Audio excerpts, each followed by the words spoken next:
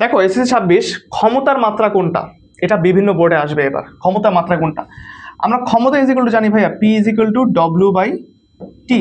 W মানে তো কাজ, কাজকে আমরা কি লিখতে পারি বলো তো?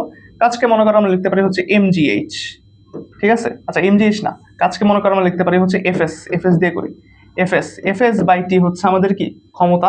তাহলে আমি যদি এখন ক্ষমতার মাত্রা বের করতে চাই তাহলে কি করব বলো? এফ এর মাত্রা ফার্স্টে বের করতে হবে। এফ এর মাত্রা কি ভাই? এফ ইজিক্যাল টু যদি আমি এম এ চিন্তা করি তাহলে এই যে এফ ইজিক্যাল টু হচ্ছে ভাই এম এ, তাহলে এই যে এম এর মাত্রা হচ্ছে ভাই ক্যাপিটাল এম, এর মাত্রা হচ্ছে এল টি ইনভার্স টু গেল। আর এস মানে কি? এস মানে স্মরণ, স্মরণের মাত্রা কি? স্মরণের মাত্রা হচ্ছে ভাই ক্যাপিটাল এল। টি হচ্ছে টাইম, টাইমের মাত্রা কি? টাইমের মাত্রা হচ্ছে ক্যাপিটাল টি। আমি যদি এখান থেকে এখন হিসাব করি তাহলে তুমি পাবা হচ্ছে M L square T inverse two, আরেকটা টি, যে টি টু দি পাওয়ার 1 ছিল নিচে, এটা উপরে চলে গেলে কি হবে? টি টু দি পাওয়ার -1। তাহলে আমাদের ক্ষমতার মাত্রা এখান থেকে তুমি বের করতে পারবে M L square T inverse 3, M L square T inverse 3, যে গ হচ্ছে আমাদের অ্যান্সার। তাহলে ক্ষমতার মাত্রা বা যেই মাত্রায় আসুক না কেন, মাত্রা কিন্তু কখনো মুখস্থ করতে হয় না।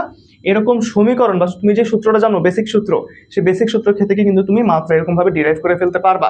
সো মাত্রা রিলেটেড এবার এসএসসি 26 তোমাদের ফিজিক্স পরীক্ষা মাত্রা রিলেটেড অনেক এমসিকিউ পাবা বিভিন্ন বোর্ডে। সো ক্ষমতার মাত্রা কোনটা, এটা অনেক বেশি ইম্পর্টেন্ট। এই যাবৎকাল অনেক বোর্ডে আসছে, এবারও আসতে পারে, ভালো মতো করে যাও। থ্যাংক ইউ সবাইকে।